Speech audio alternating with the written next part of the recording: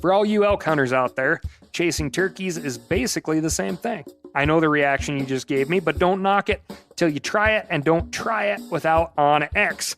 The Hunt app will not only help you find new areas on public ground, but I use it to find out landowner info to get permission on private ground that I see birds on as well. OnX Hunt has a special offer for you. Use code CAL to receive 20% off your membership at onxmaps.com/hunt and find more birds this spring. There's nothing like snook hook sets at dawn or catching a tarpon in the moonlight. Find your next fishing trip made easy on fishingbooker.com and experience the magic of the Sunshine State or any other destination on your fishing bucket list. Book a blue water adventure in search of sailfish or go snapper fishing with the kids. With over 6,000 captains and trips to choose from, planning your next one just got a whole lot easier. Download the Fishing Booker app on the Google Play or App Store, or visit them online at fishingbooker.com to book your trip today. I'm sure a lot of you guys remember the old ceremonial hunting tradition of eating the heart out of the first animal you kill. Meat from those organs are among the most nutrient-rich foods on the planet. You can get those same benefits your ancestors craved via convenient daily capsules from Heart and Soil. Find out more at heartandsoil.co. And remember, use code MeatEater for 10% off your purchase. From MeatEater's World News Headquarters in Bozeman, Montana, this is Cal's Weekend Review presented by Steel. Steel products are available only at authorized dealers. For more, go to steeldealers.com. Now, here's your host, Ryan Cal Callahan. The host of a popular hunting show in Canada has pleaded guilty to multiple wildlife crimes and has been fined more than $30,000. Michael Beaulieu, or Beaulieu. Michael Beaulieu. Let's gonna go with Baloo, like Baloo the bear, is the host of the Alpine Carnivore TV show. And you may also know him from a popular Instagram account, I assume by the same name. According to law enforcement officials, Baloo and his wife committed these crimes in 2020 and 2021 in both Alberta and British Columbia. Search warrants of their home and office uncovered tons of evidence, including sheep and moose parts that were matched with kill sites in Alberta. Shell casings from the sheep killed in Alberta also matched the firearm officer seized in British Columbia. What did these two admit to doing? In British Columbia, Baloo admitted to allowing his hunting license to be used by another party and was fined $4,500. His wife Lynn admitted to hunting without a license and received a $2,000 penalty. They will also be banned from hunting in the province for 1 year. Their crimes in Alberta were even more serious. There, they admitted to hunting without a license, hunting in a closed season, unlawful possession of wildlife, unlawful export of wildlife, providing false information, as well as abusing license requirements in relation to the killing of bighorn sheep, antlered moose, and antlered elk within a protected wilderness area. The pair was fined $25,000. In addition, all wildlife seized was forfeited to the government. For his part, Baloo posted a video online apologizing to his fans for his actions and admitting to the violations for which he was convicted, but he claims that he never meant to break any laws on any of the 3 hunts in question. On the sheep hunt, he says he entered into an area he wasn't allowed to hunt without realizing it. On the moose hunt, he says he didn't realize that in Alberta, unlike in Ontario, the province he grew up in, it's illegal for either of 2 hunters to shoot at an animal with only 1 tag. On the bear hunt, he says he let his wife use one of his bear tags, again, without realizing that that was illegal. Now, there's a lot of unknowns when you're talking about the actions of another person that you don't know and you weren't there and you've never met. So I'm not going to take that on. But Yannis Patelis of Meat Eater fame, a man who has... Yanni, how many episodes have you produced? Of Meat Eater? Yeah. Oh, I don't know, 50. 50! He has produced around 50 episodes of the Meat Eater show himself. He also runs his own show that you can see across multiple channels. The guy's got a lot of experience. And so I'm going to dip off and let you listen to Yannis Patelis' subtle tones on what he thinks could be the motivation for stepping outside the law or maybe just not knowing what you're doing when you're out there running a TV show.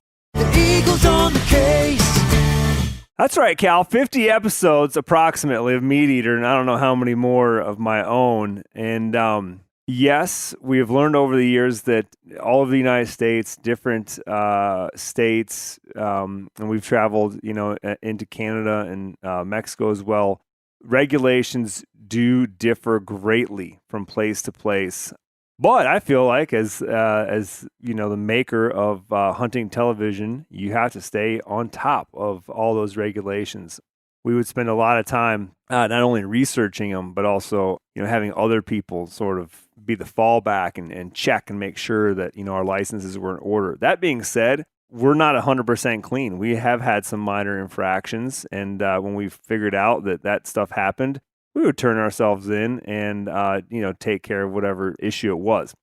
It was always minor, nothing major like this guy. It seems as though this fella, Baloo, stepped over the line big time. And what his motivations are, I don't know. But it'd be hard for me just to accept his apology and accept that he just didn't know what he was doing and didn't understand it. I mean, he's literally the definition of professional hunter. Professional hunter needs to know what the rules and regs are. There you have it. If you disagree with Yanni, you can write into ASKCAL. That's askcal@themeateater.com, where we're going to put the pro back in professional hunter. With just the bare necessities of life. Yeah, man. This week, we do have a real-life, no-joke pro on the show. Very special episode. Sara Parker-Pauley, the director of the Missouri Department of Conservation, is going to talk about her impressive 30-year career in conservation, what makes Missouri a leader in wildlife management, and why she supports the agency's latest controversial move to change the turkey hunting regulations.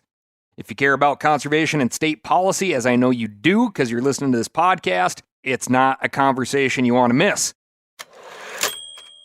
All right, friends and neighbors, we are on the line with Sara Parker-Pauley, who is about to retire after a 30-year career at the Missouri Department of Conservation.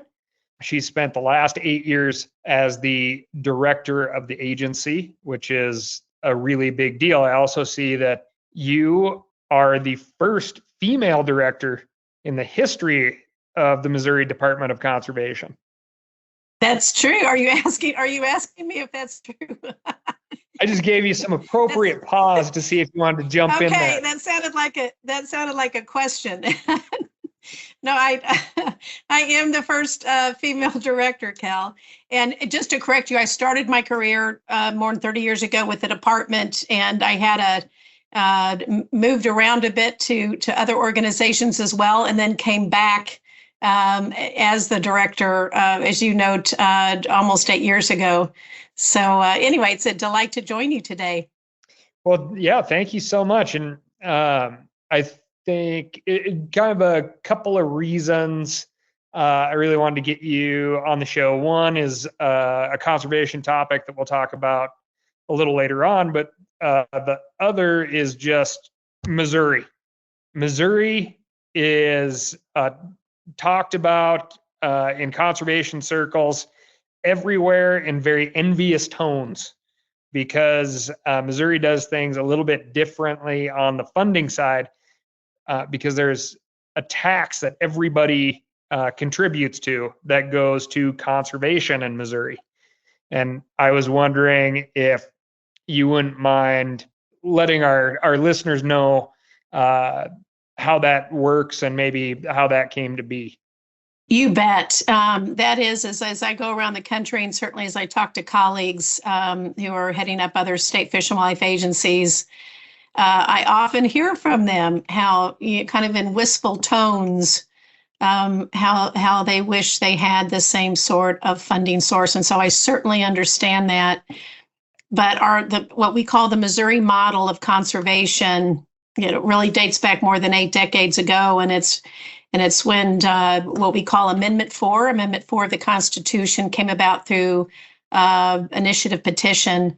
And, that's an important feature, that our agency was really founded by our Missouri public. And then several decades later in the 1970s, once again, it was our Missouri public through initiative petition that voted for and passed the Design for Conservation, which does provide that 1/8 of 1 cent sales tax that is 60%, sometimes higher, of 60% of our revenue source. So that, the Missouri model for us is grounded in citizen support throughout, from beginning until now. And it's the most important feature of what we do here in Missouri in the way of Missouri conservation. That's amazing. And currently, are there any threats to that funding model in Missouri? Because I know in years past that there's attempts to get some of that cash for other programs and take it out of wildlife and habitat.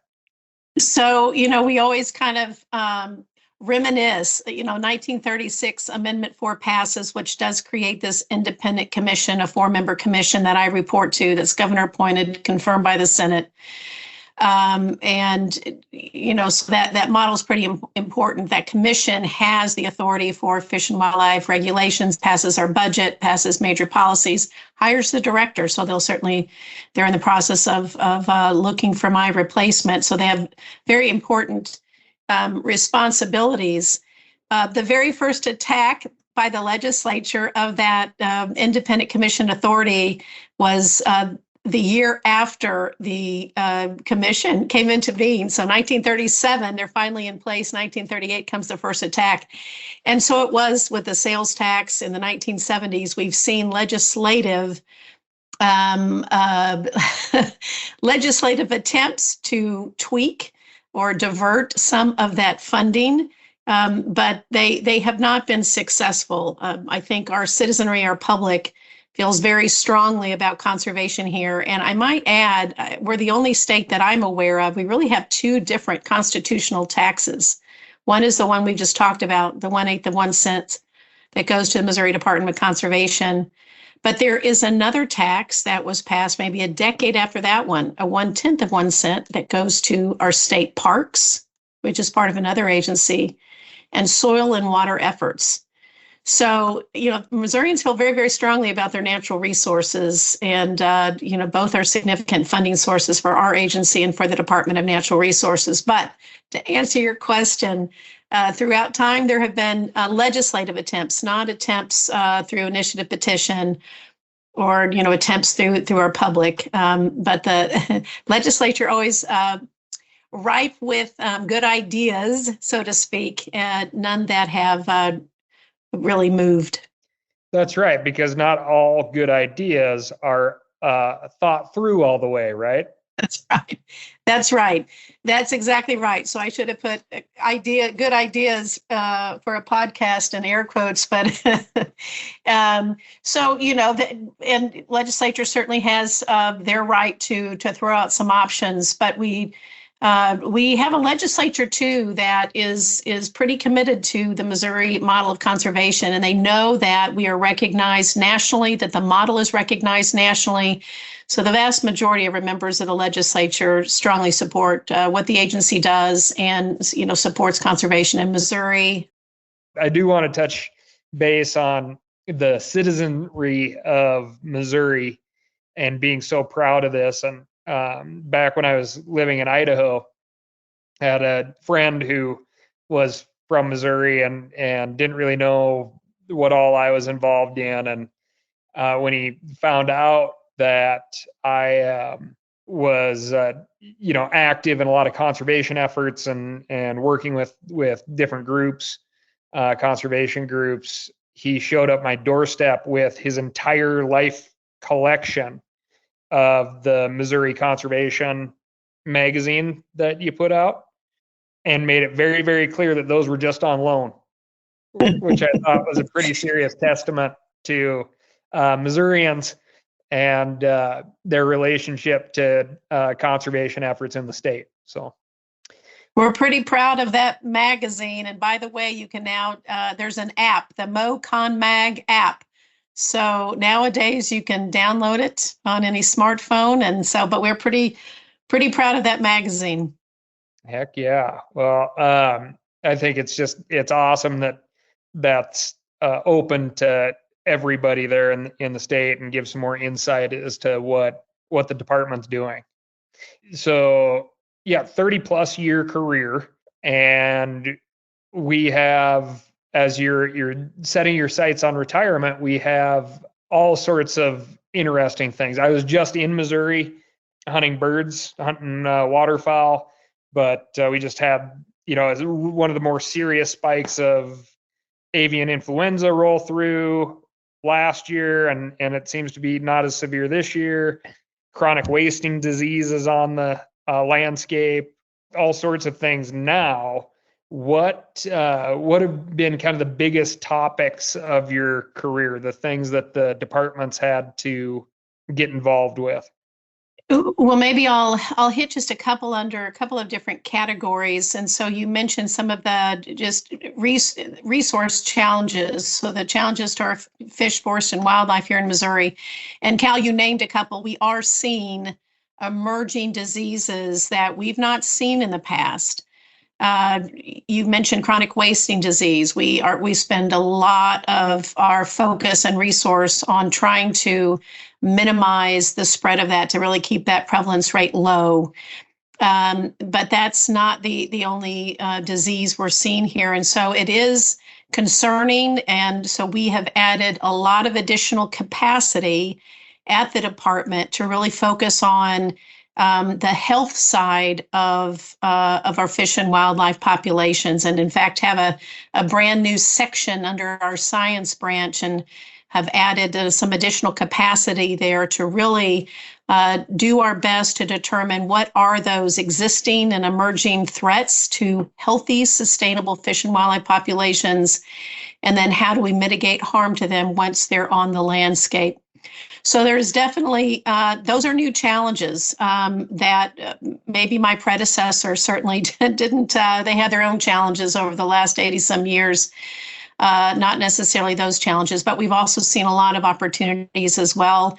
In my tenure, certainly the opening of elk season, the opening of a black bear season, and so always trying to increase opportunity for those who hunt and fish in our state.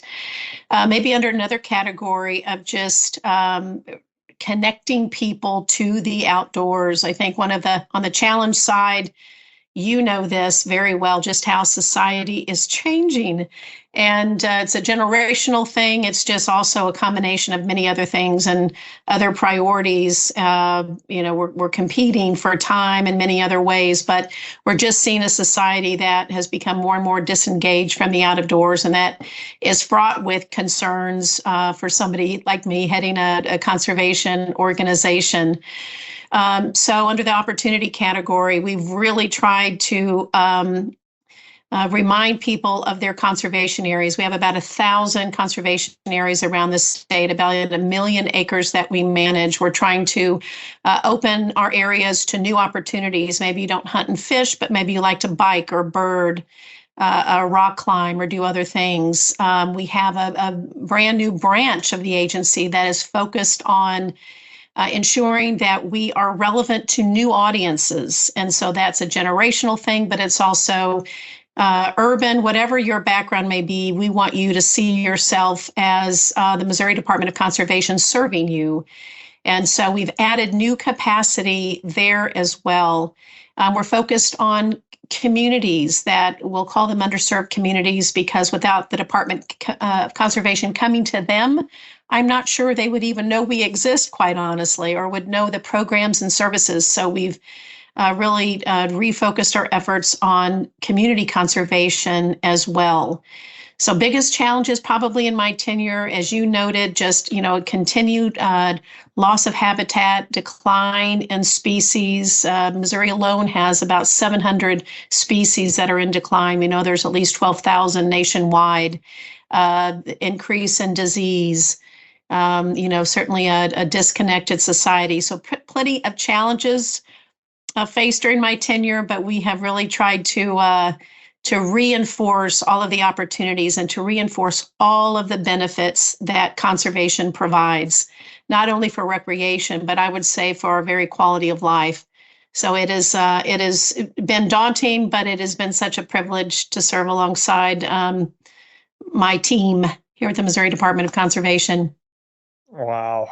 So on the access side of things, that's one good story that made me think that we really need to get you on the podcast. So I want to hit that, but absolutely have to recognize the challenges of how these game agencies that really started as a game agency, the expectation is now to serve these broader constituencies, and then there's always this concern of, if we start to say this is for everybody, are we going to lose the hunting and fishing part if the other parts decide that they don't want that anymore? So how does Missouri handle that so far? Like, what are there guardrails in place that say this is first and foremost a game agency? Do you see it as a threat? I'm piling this on you because I know you can handle it. But do you see this as is it a threat to fish and wildlife management and the continuation of the hunting and fishing of species that we've enjoyed by serving non-hunting and fishing recreation interests? So, Cal, that's probably not a new question posed to me. And so I'm not sure how much time you have, but I'll try to hit some high points on that one. First of all, I'm going to go back to our history and our mission.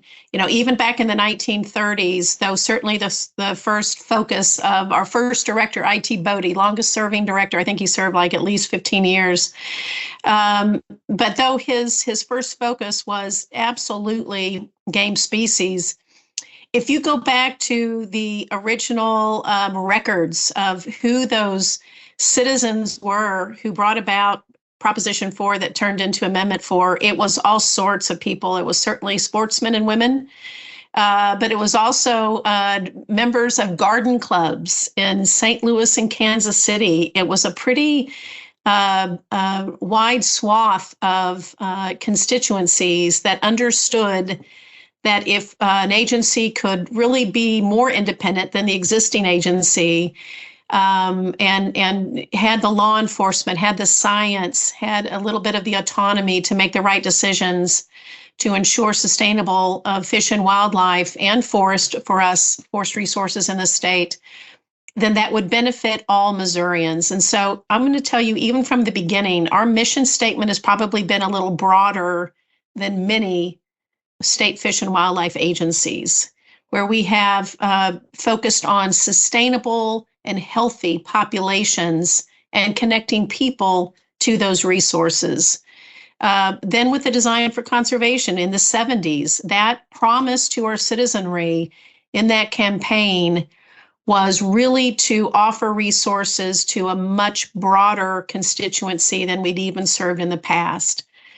So the sales tax in large part passed because we were promising those in the urban areas that they would have the opportunity for nature centers and new fishing lake accesses and new trails. So I feel like we've maybe had a longer go at this, at serving a broader array of constituencies. Now, I think it's easy to kind of get in that binary discussion of hunting and fishing, and you and I know that those aren't the options, or they're not the only options. So we say, do we want to broaden the tent? We do. And in part to ensure that a citizenry understands the value of hunting and fishing. If we have a citizenry that doesn't even know the name of the Department of Conservation, doesn't even know that we provide opportunities for people to hunt and fish, how in the world are they going to support hunting and fishing into the future, let alone other conservation-related causes that we want them to support? So for us, the biggest concern is a disengaged citizenry that doesn't even understand or know or care. That's the biggest concern for us. And so we are a yes and. Do we want to continue to provide ample opportunities for hunters and anglers? You bet. They are our first it's like our firstborn. They're our traditional stakeholders, and we care about them deeply. But what we need to understand is, in order to protect what they love and care about, we've all got to ensure that the citizenry cares about what they care about. So that is a big step for us. To get in, I guess, a more detailed responses on each of our conservation areas, we have an area plan and area priorities. So if an area was intended to be primarily a waterfowl area, then we're going to protect that use as a primary use. Then if we want birders and others to come along, there'll be a secondary. We still want them to see it as their area. We still want them to benefit from that. But we try to ensure that our uses, we really minimize those conflict of uses. And so sometimes that means establishing primary uses on our areas. Now, another conservation area, the primary use may be critical habitat for a species in decline, or at least a portion of that area. But that's the importance of area planning. So we know if the primary use is hunting or fishing, then we do everything we can to protect that as a primary use during the appropriate seasons, but that we don't shut the rest of the public out too. That helps support that area. Well, first of all, binary is very hip right now. We need to be able to put our groups in tidy little boxes. But I think that was a fantastic response, because out here in the West, you may identify more as a mountain biker, but you also ski, you also hike, you also probably have a family dog. And if you're not hunting, you probably have somebody who at least gives you some elk meat during that time of year. So it is pretty comical when we get very defensive of the borders that we put around people, right? For all you elk hunters out there, chasing turkeys is basically the same thing. I know the reaction you just gave me, but don't knock it till you try it, and don't try it without OnX. The Hunt app will not only help you find new areas on public ground, but I use it to find out landowner info to get permission on private ground that I see birds on as well. OnX Hunt has a special offer for you. Use code CAL to receive 20% off your membership at onxmaps.com/hunt and find more birds this spring. Now, a lot of you guys are familiar with the old hunting tradition of eating, some organ, the heart or a chunk of liver off the first animal you kill. I had that when I was a little kid, and it was a big deal.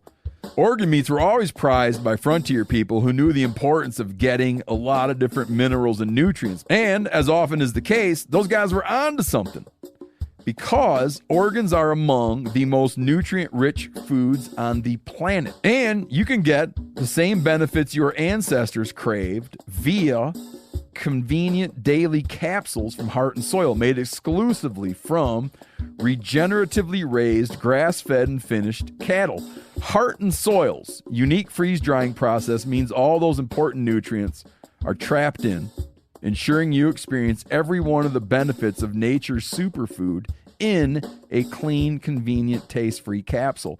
Find out more at heartandsoil.co. And make sure to use code MeatEater for 10% off your purchase. That's heartandsoil.co. Use the code MeatEater. There's nothing like snook hook sets at dawn or catching a tarpon in the moonlight. Find your next fishing trip made easy on fishingbooker.com and experience the magic of the Sunshine State or any other destination on your fishing bucket list.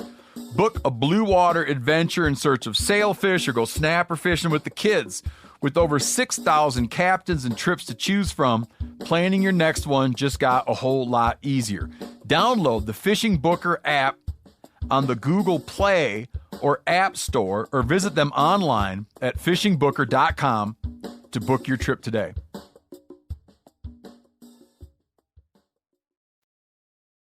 Furthermore, when you're doing habitat work, because you want to shoot a quail or a pheasant out of that habitat, that's only a small part of the year. And if you're doing the habitat work correctly, it supports a lot more life than just the quail and the pheasant. And that's messaging that we need to make sure people understand too. Absolutely. Cal, maybe one other thing I want to mention just about Missouri and the Midwest is perhaps is a bit different than the Western states. And that is just in Missouri, 93% of our lands are in private land ownership. So we cannot accomplish anything really. I mean, we've got a footprint of 1 million acres and there's some additional public land here. But if we're going to be successful at all, we have to have the support of our private landowners and always have. And so even with the creation of the department, really one of the first areas that was focused on was our private land work. I think we're one of the few state fish and wildlife agencies that has an entire branch of private land specialists who really focus on that engagement relationship with our private landowners. But we spend a lot of time and effort focusing on, private land cost share, technical assistance. But that also then goes to, our capacity internally, where we have a pretty healthy social science group of folks who I think our very first social scientist for a state fish and wildlife agency was with the Missouri Department of Conservation, Dr. Dan Witter, back in the late 1970s. Because back to that founding of the agency by the citizenry, it's been always important for us to ensure that we are hearing from our public often. Over 200,000 surveys a year go out to our public. We do a conservation monitor, which is a quarterly survey of random Missourians to ensure that that we are being successful in maintaining the public trust. So I think I just want to ensure that you hear from me, gauging the public's interest, gauging the public's attitudes, whether it's about a wildlife regulation or about an area, has been a key part of our formula. Absolutely. I hear you loud and clear. There's our wildlife doesn't understand that they can't cross the 3-strand barbed wire fence. That's right. Would you like to talk about Swan Lake Refuge? I know that's a federal refuge, but I hear that you were very helpful in getting the hunt program over there, the area of public hunting back up and running. Right. So I think one of my roles is to make sure that we are communicating with our colleagues in other state and federal agencies. And so, I do think that's why relationships are so key, Cal. Relationships are key in your industry. They're key among, government to government. And I will just say that I really appreciate the responsiveness of the Fish and Wildlife Service. I think in that situation, I know they certainly were limited in staffing capacity, but it was important for the Fish and Wildlife Service higher ups to understand just how important Swan Lake is to our waterfowl hunters, and I really appreciate their responsiveness in that instance. Yeah. Yeah. Interesting coalition there, because I had spoken with some public land hunters through backcountry hunters and anglers. And then on the other side of the fence, I spoke with Tony Vandemore at Habitat Flats, which is, world famous private outfitter and in a pretty darn good size private land footprint. And you could see how your public hunters and your private hunters could not align on some of this. Sorry about that. I have one that is the exact same way. 8 months old and 8 months old, and he was told to stay in the other part of the house, and he found a way in. So I apologize. That's great. Yes, for those who can't see it, Sara was just viciously attacked by her black lab. It's a good looking bird dog from what I can see. Thank you. But on this access issue, it was a pretty good overlap of interests that wanted the same thing. So the public hunting program, due to a lack of funding, was shut down at Swan Lake Refuge. The public folks wanted to be out there physically hunting it. And some of the private, generational hunting recreational properties plus the outfitting properties wanted it open as well, because they want people to have places to go, and it helps move some birds around on days when they need a little bump. So I thought that was a pretty good little project that we could point to for, again, as you pointed out, it's not always binary. It's not always one way or the other. So that was a good one. Absolutely. And, it probably is also an example and a little bit of defense of the official live service, because I understand where they're at, where we still have limited resources, and there's something about, infrastructure in infrastructure that depends upon Mother Nature. We spend more time trying to resurrect infrastructure in floodplains or maintain infrastructure in our waterfowl areas, hatcheries. We spend a big chunk of change just trying to maintain those opportunities. And sometimes Mother Nature wins out. I'm thinking of a couple of areas that we have fought repeated floods, and we finally said, okay, maybe we need to recognize Mother Nature wins in this case and rethink how we offer those opportunities. So, it's never perfect, but I will say what I appreciate about Backcountry Hunters and Anglers and Ducks Unlimited and other organizations is, when we all can come together and identify where we have that shared priority, a lot can happen. Yeah, and thank you for bringing up Ducks Unlimited as well. I believe they had $10 million into some habitat restoration, and I think some blind work there at Swan Lake. So definitely a key player. And then do you do some hunting, you said? I'm an avid turkey hunter. I'm an avid angler. I think I mentioned to you, my husband's been a professional bass fisherman for more than 30 years. And headed to the snow goose blind here in a little while. So yeah, I wouldn't be in this business for over 30 years if I am a bow hunter as well. Do the traditional things here in Missouri, but we are blessed with a diversity of opportunity. And is that going to be ramping up for you now that season isn't work season? That is. I'm trying to finish my World Slam turkey wise. So I'm headed to Mexico right about my departure time, and you better believe it's going to ramp. It's going to ramp up. Everybody I've seen who's retired from the Department of Conservation, a few months out, they look about 20 years younger because they've been spending time afield and and away from the office. So I'm hoping the same outcome for me. Oh, that's fantastic. Do you want to talk turkey? Sure. So Missouri just changed their turkey regulations, and it's a big talking point from stepping foot into Rogers Sporting Goods there to hanging out with Tony for a few days. And everybody wants to know why the big change in turkey regulations in Missouri. Yeah. So nothing like talking turkey, in the Show Me State, where we care deeply about our turkey population, and probably none more than me. I care a lot about sustaining healthy populations into the future. This is something, first of all, I will tell you that we've got just a top-notch regulations committee. It's chaired by one of my deputy directors, Jason Sumners, who certainly is regionally and nationally known as an amazing biologist and just a great leader in the conservation space. He chairs our regulations committee.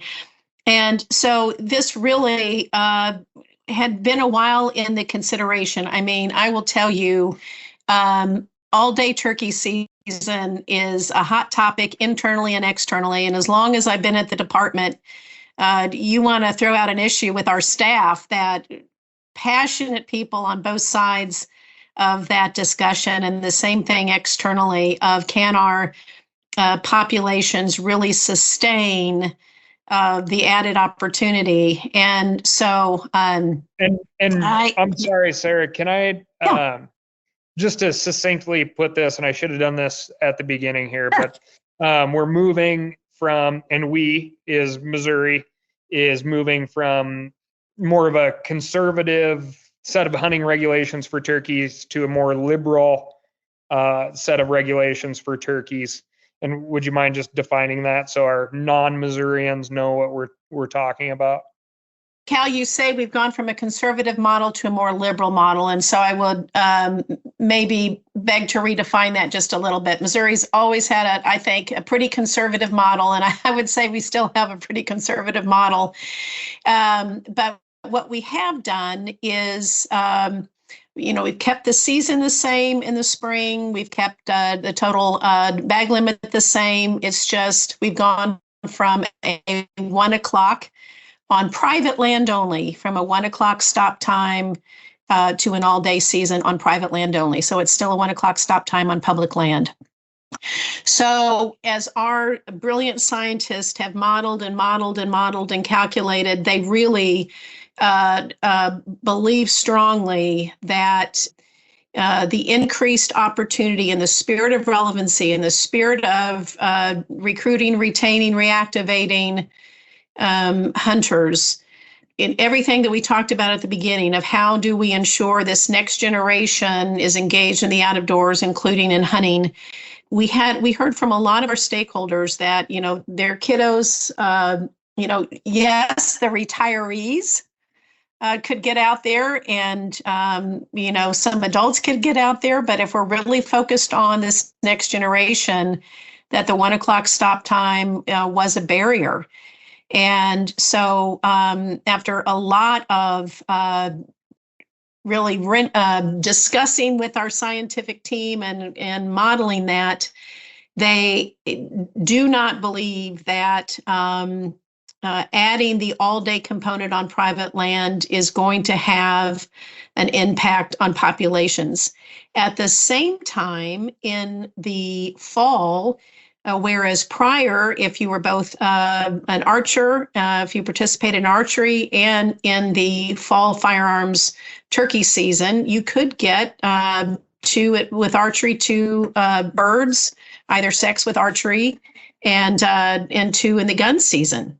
So potentially it was a very small population that actually harvests 4, but it was still a possibility. We did limit that to 2 birds in total. So regardless of method, whether you're bow hunting, whether you're firearm hunting, you have a total of 2 birds you can take in the fall. So in some cases, we became, a little more prescriptive or conservative fall season in which either sex can be harvested. So I believe it was a very balanced approach.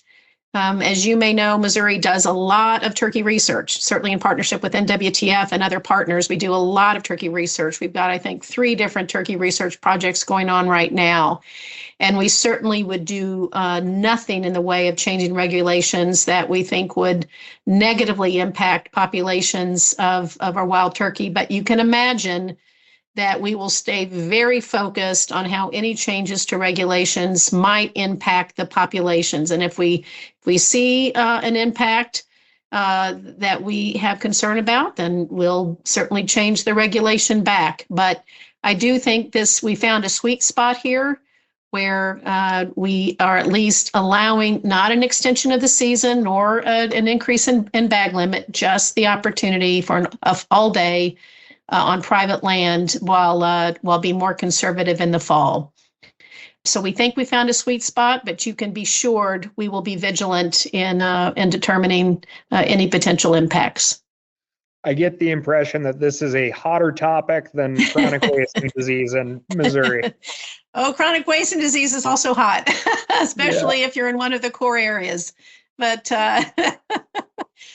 know what I've always said, Cal, is I would much rather have a passionate public that we may disagree with than a disinterested public. So bring on the passionate constituents who feel who have very different opinions on different topics. I'll take that any day. That's fantastic. And or do you have any passionate topics that you're going to stay on top of here in retirement? You said you are going to be joining a few boards or working with different conservation groups, maybe?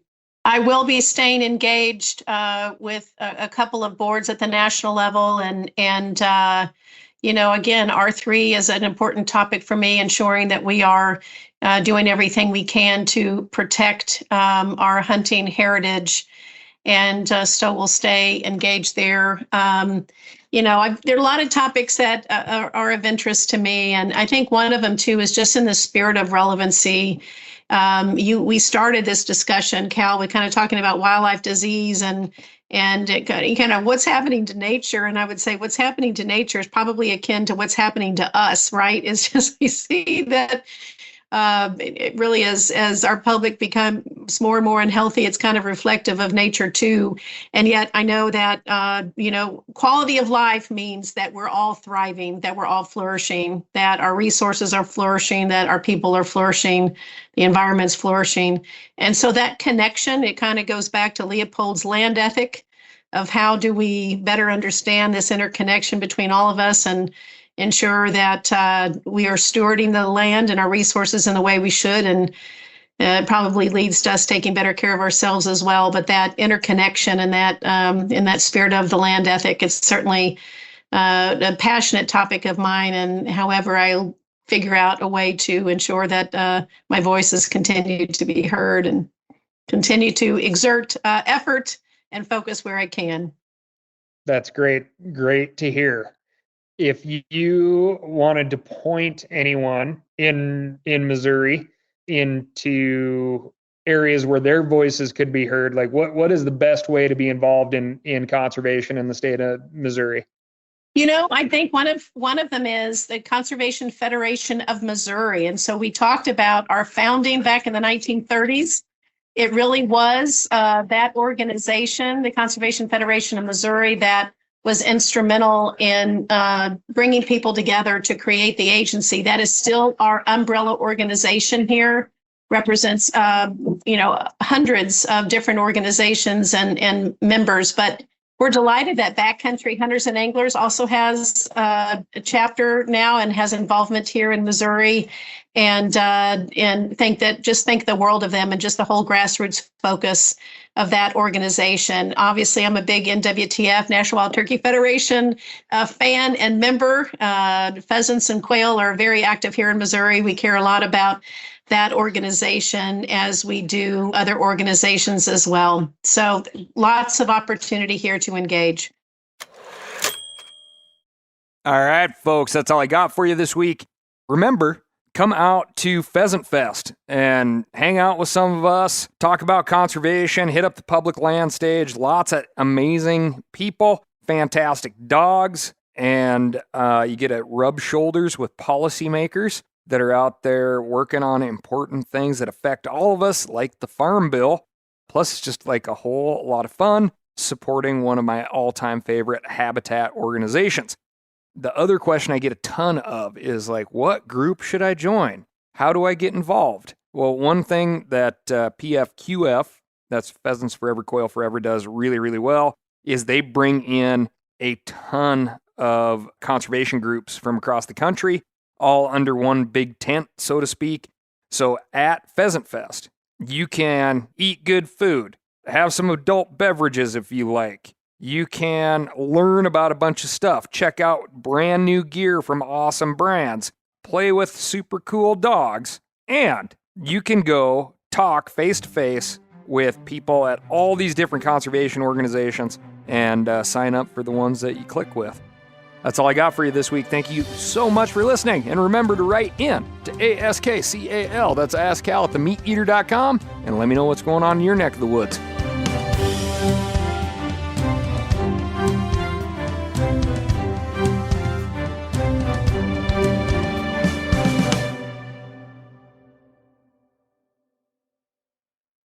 I'm sure a lot of you guys remember the old ceremonial hunting tradition of eating the heart out of the first animal you kill.